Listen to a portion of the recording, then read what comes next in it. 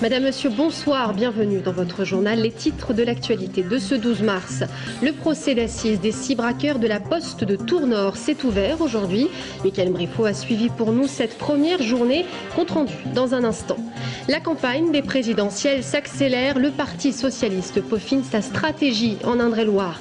Et puis du sport, le TVB éliminé de la Coupe de France et le Tour FC se rassure à Reims. Le procès des braqueurs de la Poste de Tours-Nord s'est ouvert cet après-midi aux assises de Tours. Les faits remontent à 2007. Les braqueurs s'étaient emparés d'un butin dérisoire. Le procès va durer jusqu'à vendredi. Certains prévenus récidivistes encourent de très lourdes peines. Aujourd'hui, ils sont 6 dans le banc des accusés. Mickaël Briffaut. Le braquage s'était déroulé ici, dans cette agence postale, le 6 novembre 2007. Vers 10h40, 3 personnes au visage caché ont pénétré dans l'établissement munis d'un fusil à pompe. Leur objectif, obtenir l'argent de la caisse, mais l'alerte a été rapidement donnée et les 3 braqueurs se sont enfuis avec un maigre butin, un peu plus d'une centaine d'euros. Pour les employés qui se sont portés partie civile, le traumatisme reste grand. Elles sont traumatisées et d'ailleurs elles le sont tellement qu'elles n'ont pas voulu donner leur adresse, qui ne figure pas dans la procédure. Elles ont un domicile élu à mon cabinet.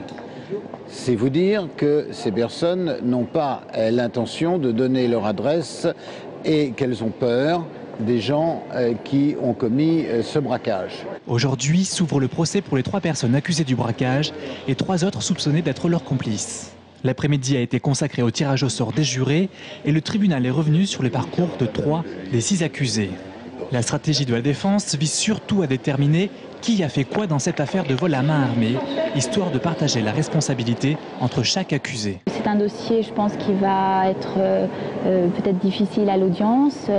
La lumière, effectivement, n'a pas été faite sur l'intégralité, donc il va falloir donc tirer tout ça à clair et puis définir la stratégie de défense en fonction de ce qui leur a été dit devant la cour d'assises. Les accusés risquent entre 3 ans de prison et la perpétuité si la récidive est reconnue. Le verdict est attendu pour vendredi soir, tard dans la soirée. Et on en vient à ce terrible accident. Hier après-midi, une collision frontale entre 2 véhicules légers qui a coûté la vie à un homme. L'accident s'est produit près d'Amboise, sur la route départementale 83, la route de Saint-Martin-le-Beau. Le conducteur de l'autre véhicule a été transporté d'urgence à l'hôpital Trousseau. Une enquête est en cours pour déterminer les causes de l'accident. Frédéric Mitterrand en visite dans le Loir-et-Cher. Aujourd'hui, le ministre de la Culture s'est notamment rendu au château de Chambord pour faire le point de l'important chantier de rénovation du château pour lequel l'État va débourser près de 2 millions d'euros par an jusqu'en 2015. Agnès Michaud. 1 million d'euros par an, c'est la subvention qu'a obtenue le domaine national de Chambord pour financer les travaux en cours et à venir. Une somme à laquelle il faut ajouter une subvention exceptionnelle de 800 000 euros perçue 2 années de suite. Évidemment, l'État supplée à la part qui lui incombe, c'est-à-dire à peu près la moitié du montant des travaux, de manière régulière.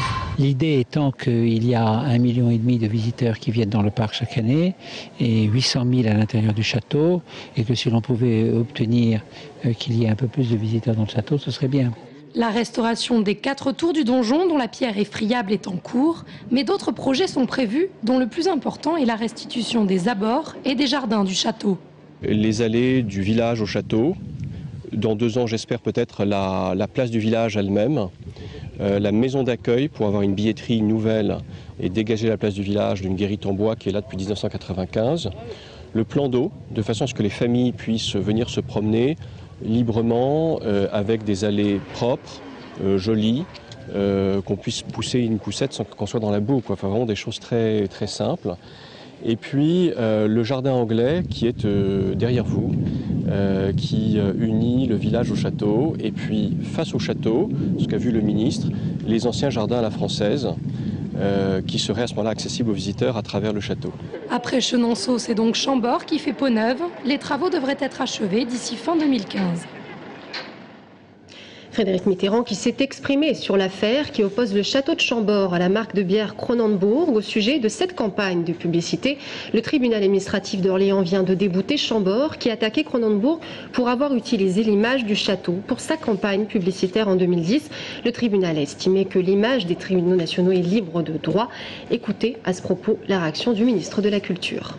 Je trouve anormal qu'un élément du patrimoine français serve à faire la promotion d'une marque, quelle qu'elle soit, mais sans rétribution et sans accord préalable. Ce sont des techniques qui s'apparentent à la prédation. Pour ma part, en tant que citoyen, ça me surprend un peu qu'on utilise une marque, on utilise un lieu du patrimoine pour une marque commerciale, quelle qu'elle soit. C'est pas parce que c'est une marque de spiritueux, mais d'une manière générale, sans rétribution. La campagne s'accélère. En fin de semaine, les candidats à la présidentielle déposeront leurs 500 parrainages qui permettront de valider leur participation à l'élection. En Indre-et-Loire, le Parti socialiste affine sa stratégie de campagne, proximité et le mot d'ordre. Florent Carrière. À nous d'aller aussi à la rencontre de tout le monde. Pour les socialistes d'Indre-et-Loire, la semaine sera placée sous le signe de la proximité. Quasiment tous les jours, ils organisent des débats et des rencontres avec un point d'orgue samedi. Ce jour-là, ils seront présents sur l'ensemble du territoire. Dans le 37, une trentaine de points de contact avec la population. Je pense qu'il y a toute une partie des Français qui ont envie d'y croire et c'est ce mouvement qu'il faut accompagner. Il faut arriver à opérer une sorte de mobilisation citoyenne autour de François Hollande.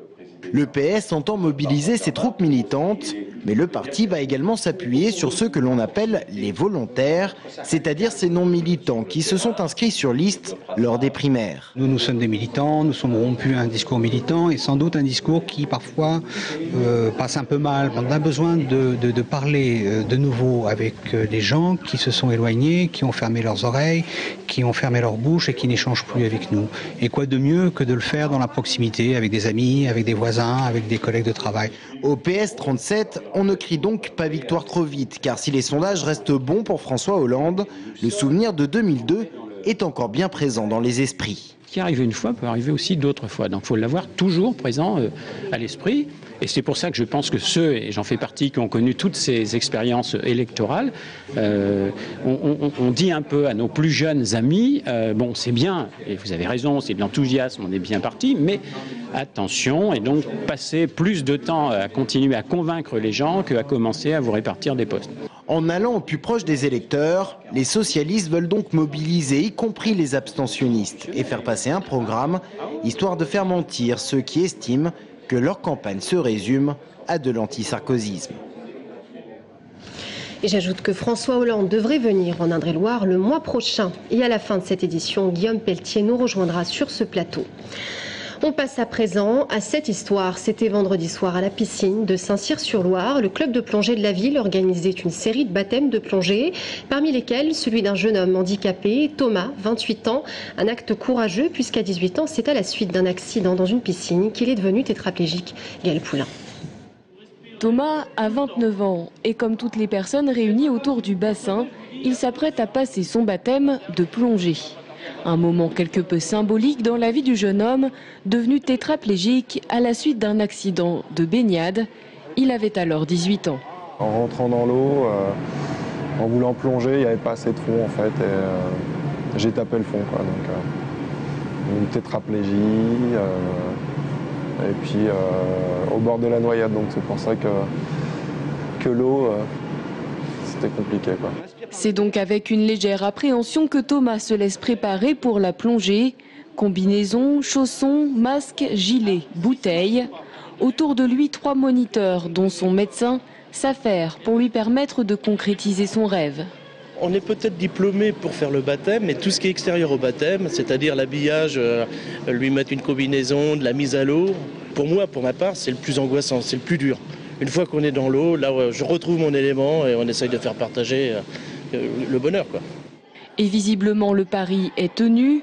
Après un premier voyage sous-marin, Thomas en redemande. Près de 20 minutes sous l'eau et un sourire en récompense pour les moniteurs. Ça fait du bien. ça fait du bien de ne pas sentir le poids de son corps en fait dans l'eau. C'est très agréable et ouais, je pense que j'en referai parce qu'on se sent de plus en plus à l'aise au bout de 2-3 passages, donc à refaire. Après ce baptême, Thomas pourra ensuite envisager un véritable cursus de plongeur. La Fédération des sports sous-marins a en effet créé des niveaux adaptés aux personnes handicapées. De quoi renouveler cette sensation unique de légèreté. Et on passe au sport avec cette grosse désillusion pour le TVB qui s'est incliné samedi en demi-finale de la Coupe de France face à Rennes. Le score 3-7-0. Ils ont été dominés pendant tout le match. Les Tourangeaux qui avaient remporté les 3 dernières Coupes de France. Les hommes de Mauricio Paes ont encore 2 matchs de championnat régulier face à Ajaccio et Poitiers et pourront se concentrer ensuite sur la dernière ligne droite des playoffs. Et puis du football, le Tour FC s'est imposé à Reims 3-2 dans le cadre de la 27e journée de Ligue 2. C'est Benjamin Leroy qui a arrêté un pénalty de Forêt. Les Tourangeaux ont ouvert le score à la demi-heure de jeu par Kevin Lejeune qui double la mise à la 37e minute. Le stade de Reims réduit le score à la 2e mi-temps par Floyd Haïté. On écoute Peter Zedler et Thomas Gamiette, milieu de terrain du Tour FC. Le moment décisif, alors je crois que mes collègues, les joueurs l'ont dit, c'est sûrement le pénalty arrêté. Si on avait encaissé un but à ce moment-là, je crois que c'était la 5e minute, on aurait sûrement perdu le match. En deuxième mi-temps, ça a été difficile, ils ont commencé à pousser. Et je pense que le 3e but qu'on a mis, ça leur a fait un peu mal, même s'ils ont marqué un 2e après. Mais ensuite, on a été solide et puis on a vu que vers la fin, ils ont un peu lâché. Le Tour FC qui est donc 9e du classement avec 37 points. Prochain match vendredi contre Monaco au stade de la Vallée du Cher. Voilà, merci d'avoir suivi ce journal. Dans un instant, Guillaume Pelletier sera notre invité de la rédaction. A tout de suite.